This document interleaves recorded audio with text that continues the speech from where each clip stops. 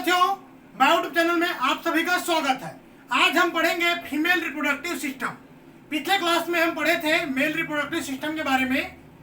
Human reproductive system जो chapter है CGPSC mains exam के, उसके अंतर्गत हम इस टॉपिक को आज और डीपली पढ़ेंगे, क्योंकि एसीएफ रेंजर एग्जाम के दृष्टि से और ज़्यादा महत्वपूर्ण हो जाता है। तो नीट प्रिपेयर कर रहे हैं या जो 12th में बोर्ड में हैं, वो विशेष रूप से ध्यान दें कि जो टॉपिक है हम इसे डिटेल में करेंगे, क्योंकि एक बार इसे आप बढ़िया पढ़ के नोट्स बना लेते हैं तो यह आपके पूरे लाइफ काम आने वाला है। तो चलिए हम देखते हैं जो फीमेल रिप्रोडक्टिव सिस्टम के बारे में। तो ये क्या होता है, देखिए, the organ female reproductive system produce sustain female sex cell, है ना।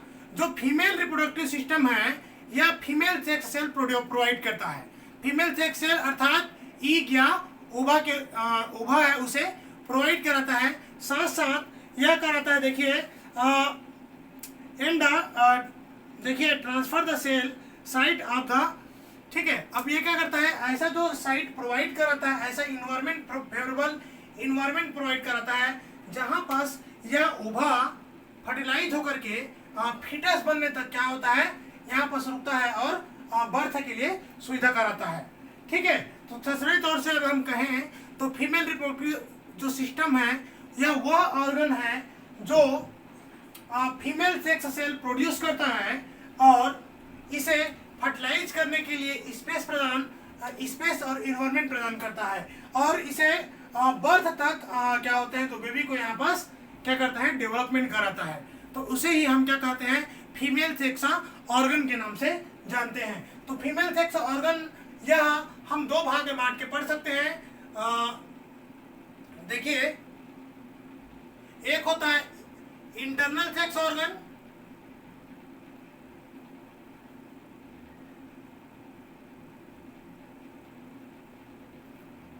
और दूसरा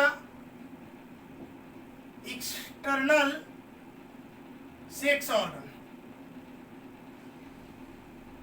हम इस प्रकार से दो भाग में बांट करके पढ़ सकते हैं। अब देखिए, अध्ययन सुविधा के लिए हम इसे बांट रहे हैं दो भाग में। तो इंटरनल सेक्स ऑर्गन में क्या क्या आता है, तो इंटरनल सेक्स ऑर्गन में आता है एक जोड़ी ओवरी, ध्यान दीजिएगा, एक जोड़ी ओवरी, एक जोड़ी फॉलोपियन ट्यूब,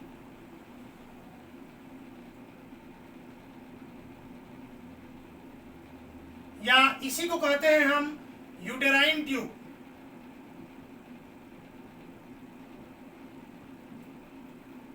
नेक्स्ट आता है uterus, cervix, vagina.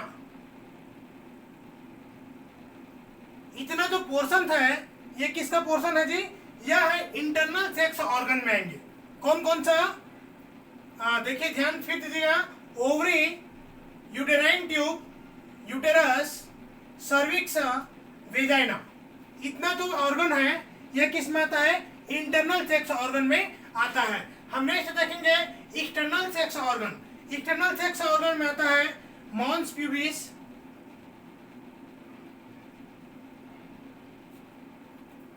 Labia majora,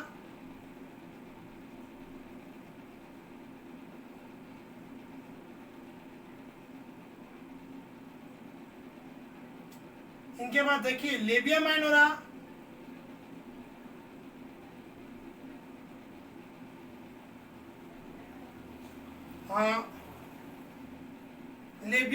labia minora. इसके बाद में आता है clitoris,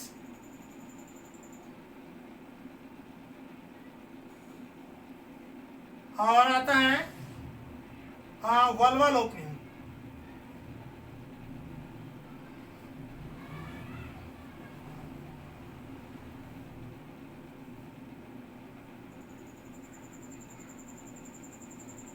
vulval and urethral opening,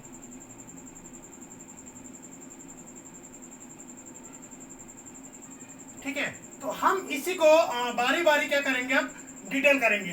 तो सबसे पहले हम देखेंगे इनमें ओवरी के बारे में।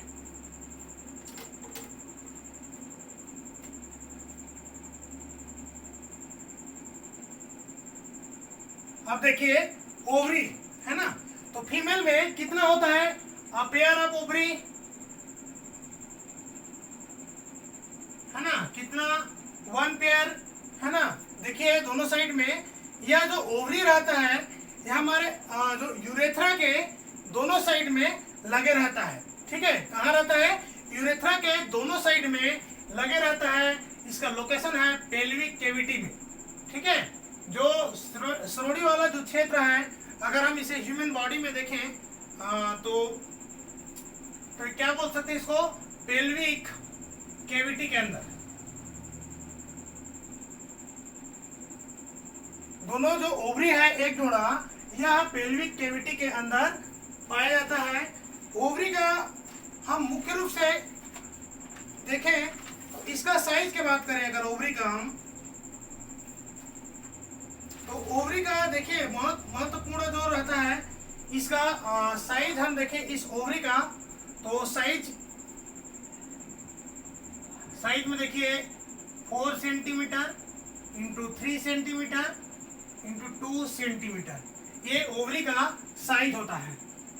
हम इसी में देखेंगे ओवरी को अगर हिस्टोलॉजिकली अगर हम बांट के देखें, ठीक है जी, ओवरी को अगर हम हिस्टोलॉजिकली अगर हम बांट के देखें तो यह दो क्षेत्र में अगर हम देखते हैं तो दिखाई देगा। मैं यहाँ बस बड़ा से इसको बनाता हूँ ओवरी को। देखिए ये ओवरी है, इसके चारों ओर जो जर्मिनल जो सेल्स रहता है,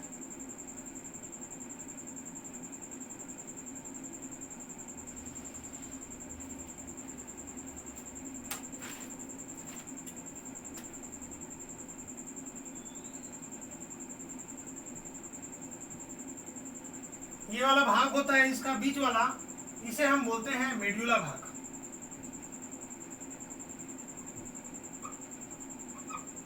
ठीक है, और बाकी ये जो रीजन रहता है इसे हम बोलते हैं कॉर्टेक्स रीजन। अब देखिए जो ओवरी का यहाँ पर जो कॉर्टेक्स रीजन है इसका, तो इसी कॉर्टेक्स रीजन में बनता है इग नेस्ट। इग नेस्ट का विभिन्न आपको अवस्था देखने को मिलेगा, और यही हम जब मेंस्ट्रुएशन साइकिल पढ़ेंगे तब मैं इनको बताऊंगा। यहाँ से क्या रहता है, जो इग नेस्ट से इग है वो रिलीज हो जाता है। ठीक है, इग रिलीज हो जाता है और बचता है खाली जो पाउच बचता है, इस भाग को हम बोलते हैं कार्पस ल्यूटियम।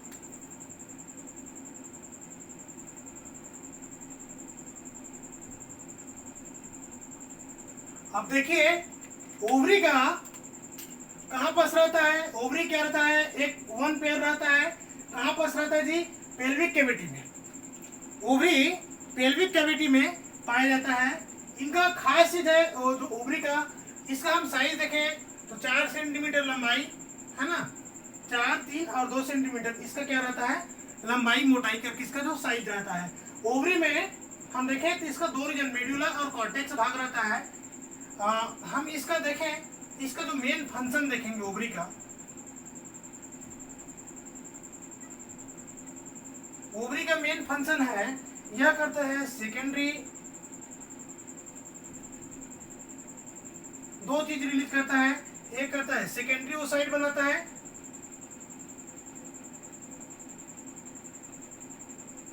सेकेंडरी ओसाइट का निर्माण, और दूसरा है फीमेल सेक्स हार्मोन।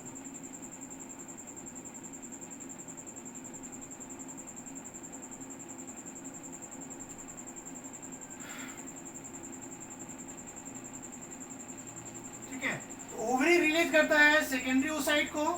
ठीक है, ये क्या है, सेकेंडरी ओसाइट।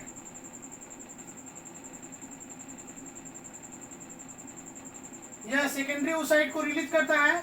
इसके अलावा हम देखें तो ये फीमेल सेक्स हार्मोन, तो फीमेल सेक्स हार्मोन में आता है, देखिए क्या क्या हार्मोन है जी, प्रोजेस्टेरॉन, एस्ट्रोजन,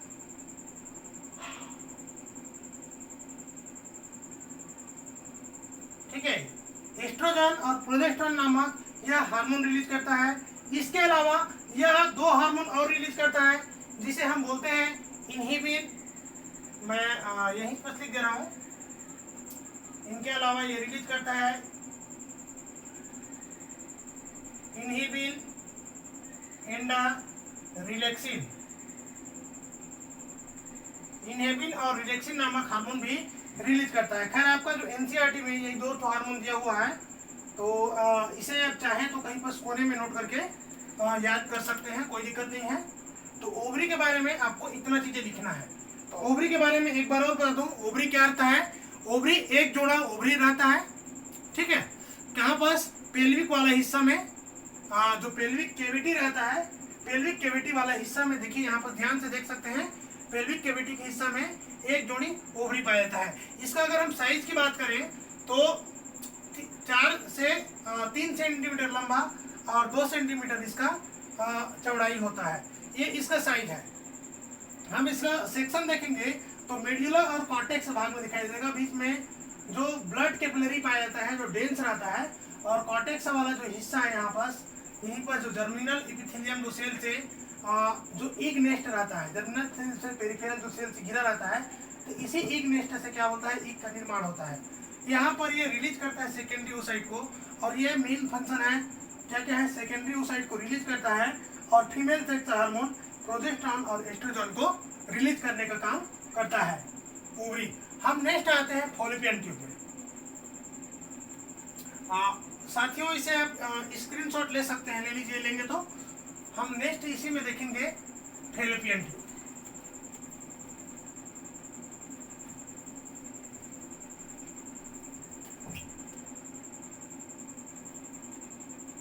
नेक्स्ट आता है क्या जी? फैलोपियन ट्यूब या यूटेराइन ट्यूब।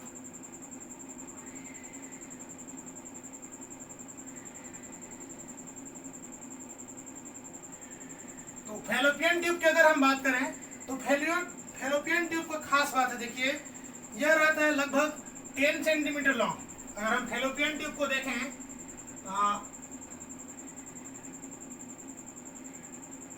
तो यह भी एक जोड़ी पाया जाता है फैलोपियन ट्यूब, और इसका लंबाई यह होता है लगभग 10 सेंटीमीटर होता है। फैलोपियन ट्यूब लगभग 10 सेंटीमीटर लंबाई होता है। फैलोपियन ट्यूब को हम 3 भाग में बांट के पढ़ते हैं। इसका जो सकरा भाग रहता है, ठीक है, सकरा जिसकी वाल मोटी होती है, इस सकरा भाग को हम कहते हैं स्थेमस। सकरा भाग को क्या कहेंगे?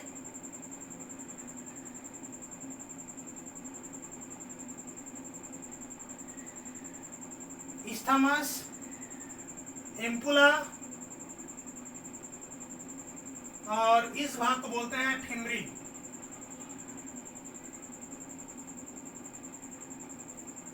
हम देखते हैं जो स्थमस वाला जो भाग है, स्थमस है, यह जोड़ने का काम करता है, जो फैलोपियन ट्यूब को यूटेरस से जोड़ने का काम करता है स्थमस।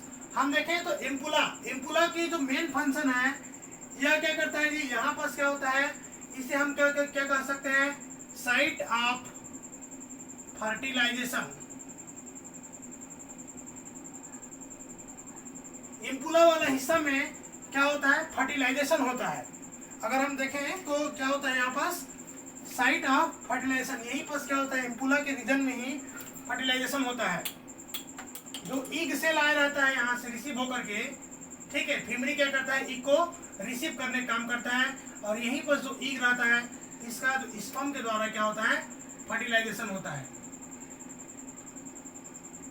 और फर्टिलाइज होकर के यह आकर के यूटेरस में फिक्स होता है। हम देखें नेक्स्ट चीज है इसमें यूटेरस, ठीक है। तो फैलोपियन ट्यूब में आपको क्या क्या याद रखना है? यह देखें, फैलोपियन ट्यूब या यूटेराइन ट्यूब यह 3 भाग में बटा रहता है। सकरा जो भाग रहता है उसे स्थेमस कहते हैं, चमड़ा वाला जो हिस्सा है उसे एम्पुला कहते हैं। एम्पुला लगभग इसका 2/3 भाग को बनाता है, लगभग यह 10 सेंटीमीटर लॉन्ग होता है। इसका इस वाले जो रीजन को हम क्या कहते हैं? फिमरी कहते हैं। जो फिंगर लाइक प्रोजेक्शन यहाँ दिखाई दे रहा है, इस फिंगर लाइक प्रोजेक्शन को हम क्या कहते हैं? फिमरी कहते हैं। ये क्या करता है? ईग को पकड़ने में क्या करता है? मदद करता है। जो ईग रिलीज होता है उसे क्या करता है? यहाँ तक लाने में मदद करता है। हम नेक्स्ट देखेंगे इसी में यूटेरस।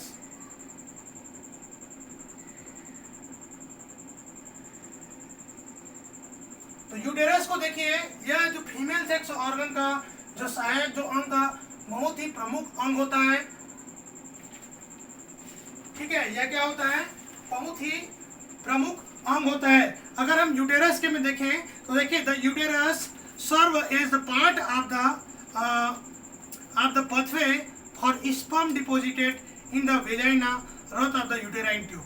ठीक है, ये क्या करता है, ऐसा जो पथ है जो स्पर्म को क्या करता है, डिपोजिट करने में क्या करता है, हेल्प करता है। यहाँ से क्या करता है, स्पर्म को ये रिसीव करता है और रिसीव करके फैलोपियन ट्यूब में जो भी फर्टिलाइज हुए रहता है, ठीक है, इस फर्टिलाइज के बाद में इसे यह स्पेस देने का काम करता है।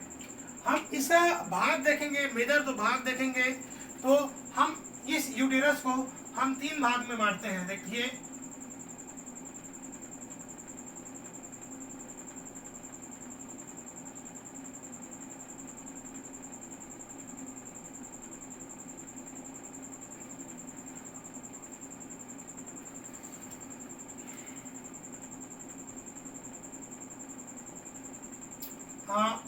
ऊपर वाला भाग को हम इसके देखिए, यहाँ पर जो उधर वाला जो हिस्सा में पड़ता है इसे हम बोलते हैं फंडस।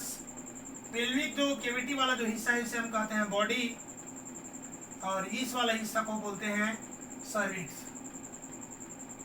ये इसी का जो भाग है, हम इसी में देखेंगे जो इसका, हम अगर वाल की थोड़ा से बात करें तो जो यूटेरस है, यूटेरस की जो साइज हम देखेंगे तो ये रहता है, देखिए 7.5 सेंटीमीटर लॉन्ग, 5 सेंटीमीटर वाइड या ब्रॉड बोल सकते हो, और 2.5 सेंटीमीटर थिकनेस होता है। ठीक है, इसका क्या कहता है, देखिए 3 भाग, फंडस, बॉडी और सर्विक्स। ठीक है, ये वाला हिस्सा को हम कॉर्नर बोलते हैं। तो इसका जो थिकनेस होता है, इस वाल का अगर हम सेक्शन लेंगे, ठीक है, इस वाल का अगर हम सेक्शन लेके देखें तो सेक्शन लेंगे तो हमें 3 लेयर दिखाई देगा। अंदर की ओर इंडोमेट्रियम, देखिए मैं यहाँ पर रेड कलर से बनाया हूँ। अंदर की ओर के जो हिस्सा को हम बोलते हैं इंडोमेट्रियम, और बीच वाला जो हिस्सा है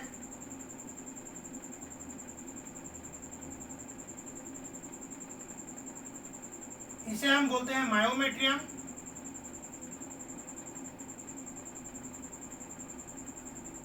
और सबसे बाहर की जो हिस्सा है, ध्यान दीजिएगा, सबसे जो एक सेकंड,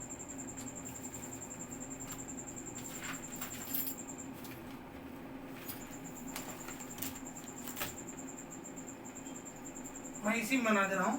सबसे जो बाहर का जो हिस्सा है इसे हम बोलते हैं पेरीमेट्रियम। ठीक है, व्हाइट कलर से बना दे रहे हैं, इसे हम बोलेंगे पेरीमेट्रियम।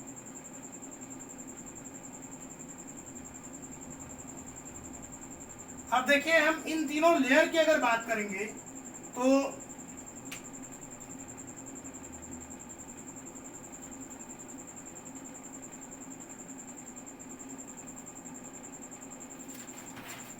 अगर हम तीनों लेयर की बात करें तो ध्यान दीजिएगा, जो पेरीमेट्रियम है, पेरीमेट्रियम क्या रहता है, देखिए ये क्या रहता है, ये थीन लेयर रहता है। और किसका बना होता है, पेरीमेट्रियम एपिथेलियल सेल का बना होता है।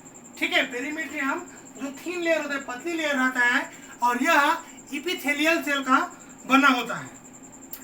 इसके अलावा यह हम देखें दूसरा तो मायोमेट्रियम। तो मायोमेट्रियम की बात करें तो यह सबसे थिकेस्ट लेयर रहता है। मायोमेट्रियम सबसे मोटा लेयर है। इसमें देखिए जो ब्लू वाला जो रीजन है, ठीक है, तो ये मायोमेट्रियम क्या रहता है, सबसे मोटा लेयर है, और इसी पर यहाँ पर पाया जाता है ऑक्सीटोसिन रिसेप्टर।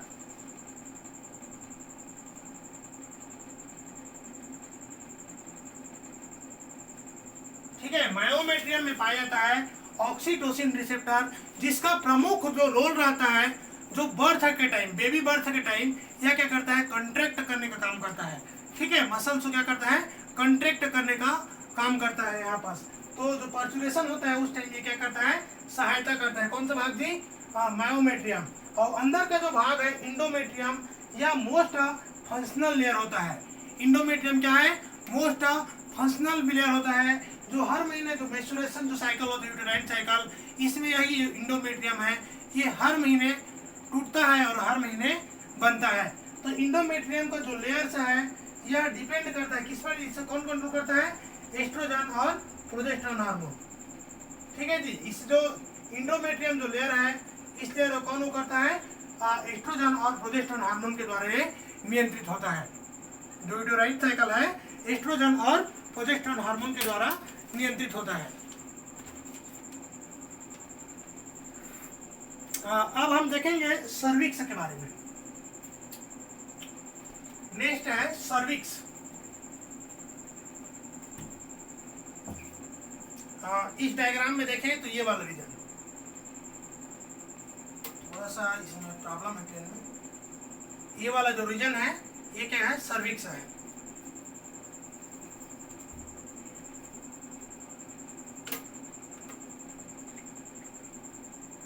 तो हम नेक्स्ट सर्विक्स की बात करेंगे।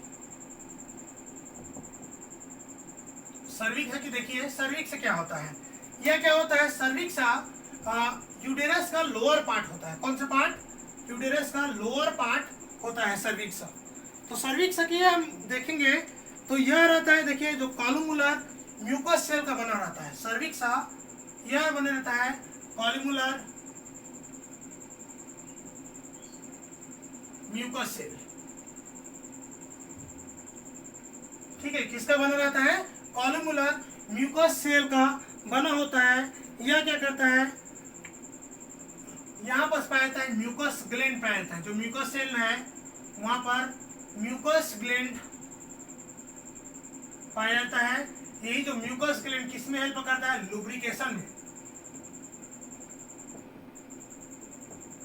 ठीक है, क्या प्रदान करता है, म्यूकस जो ग्लैंड रहता है सर्विक्स में यह लुब्रिकेशन प्रदान करता है। इसके अलावा यहीं से जो निकलने वाला जो लुब्रिकेंट है ये जो यूटेरस में जो जाता है और क्या बनाता है, यूरोजेनिटल जो ट्रैक्ट है यहाँ पर स्पर्म का कैपेसाइटेशन होता है। ठीक है, ये स्पर्म को गति प्रदान करता है। इसी जो लुब्रिकेंट से क्या होता है, स्पर्म का कैपेसाइटेशन की भी प्रोसेस होती है।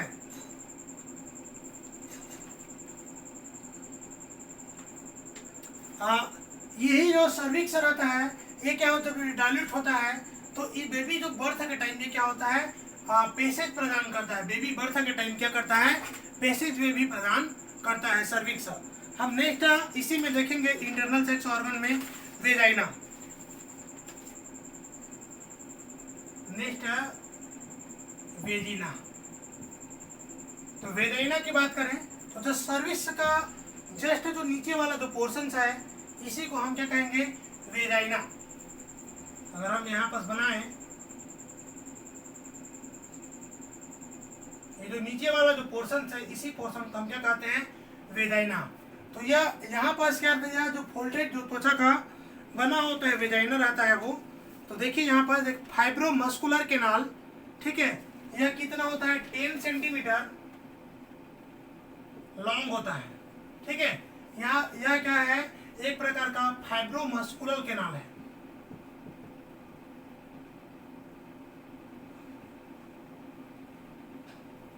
जो 10 सेंटीमीटर तक का लंबाई इसका होता है।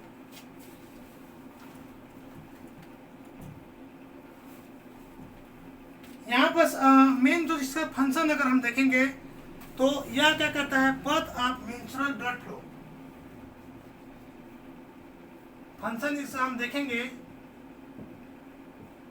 फंक्शन को याद रखना है क्योंकि फंक्शन से यही से ही क्वेश्चन जो आ जाता है। ठीक है, तो ये क्या प्रदान करता है, path of menstrual blood flow. जो ब्लड फ्लो के लिए क्या करता है, मेंस्ट्रुअल जो मासिक जो धर्म के द्वारा जो रक्त स्राव करता है उसके लिए क्या करता है, पथ प्रदान करता है। इसके अलावा यह चाइल्ड बर्थ के दौरान भी क्या करता है, उसको प्रदान करता है, पैसेज प्रदान करता है। हम इसमें देखेंगे जो वेजाइनल म्यूकस ग्लैंड होता है, ठीक है, तो यहाँ पर हम लिख सकते हैं जो वेजाइनल म्यूकस ग्लैंड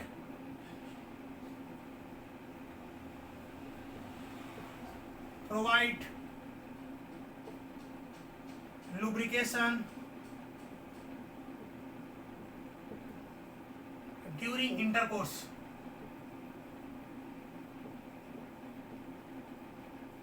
ठीक है, इंटरकोर्स के दौरान यह क्या करता है, यहाँ जो वेजाइनल जो म्यूकस ग्लैंड है यह प्रोवाइड करता है, लुब्रिकेशन प्रोवाइड कराता है। ठीक है, जो वेजाइना को मैकेनिकल इंजरी से यह क्या करता है, बचाता है, यहाँ पर प्रोवाइड होने वाले जो लुब्रिकेशन है वो। ठीक है, इसके अलावा यह क्या करता है, रिसीव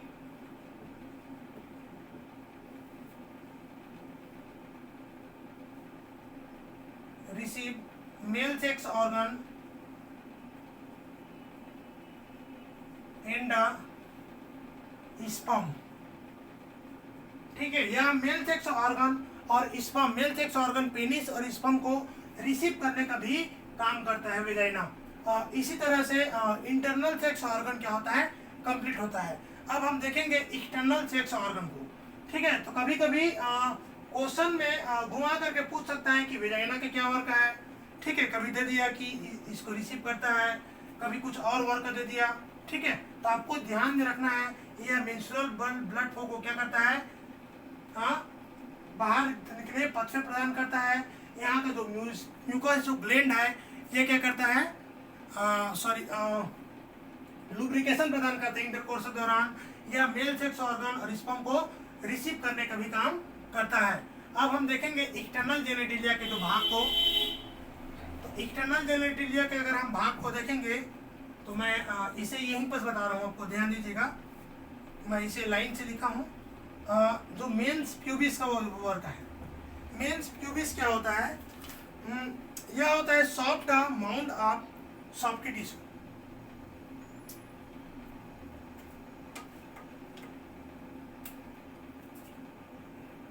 एक्सटर्नल की हम बात करेंगे तो मोन्स प्यूबिस,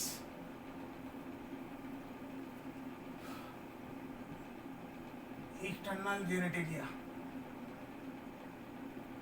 ठीक है, तो मोन्स प्यूबिस से क्या रहता है, देखिए यह रहता है soft mount of fatty tissue. यहाँ देखिए ध्यान से चित्र हम देख सकते हैं, इसे हम क्या कहते हैं, सॉफ्ट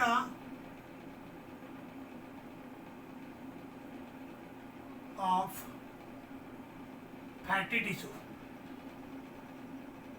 ठीक है, एक फैटी टिश्यू का सॉफ्ट माउंट होता है जो प्यूबिस बोन के जस्ट ऊपर रहता है। ठीक है, दूसरा चीज है हम देखेंगे लेबिया मेजोरा। लेबिया मेजोरा, तो लेबिया मेजोरा रहता है, यह करता है protect external sex organ, protect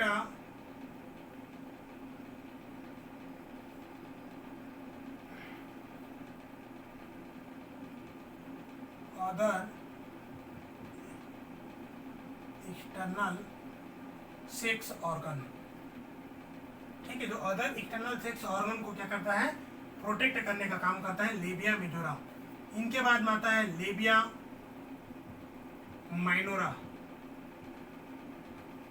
यह देखिए जो अंदर का जो हिस्सा है, सबसे लेबिया माइनोरा को देखें तो यह जो अंदर का जो फोल्डेड जो टिश्यू है, और इसे हम इसका जो रहता है देखिए सराउंडेड द वेजाइनल या यूरेथ्रल ओपनिंग।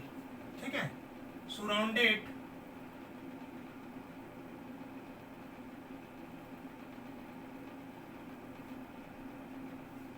वेजिनल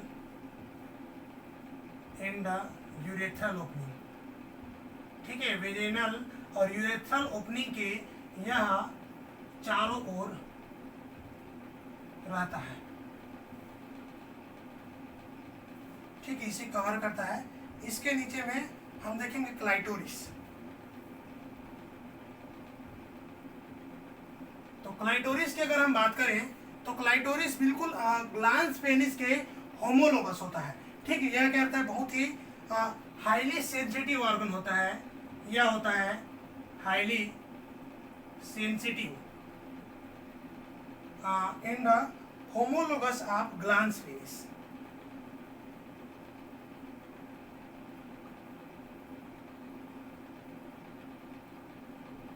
ठीक है, यह ग्लांस पेनिस के होमोलोगस होता है।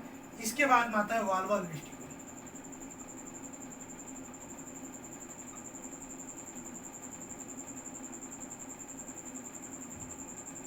तो वाल्वल वेस्टिब्यूल यह रहा है वेजाइनल एवं यूरेथ्रल ओपनिंग होता है इन द यूरेथ्रल ओपनिंग।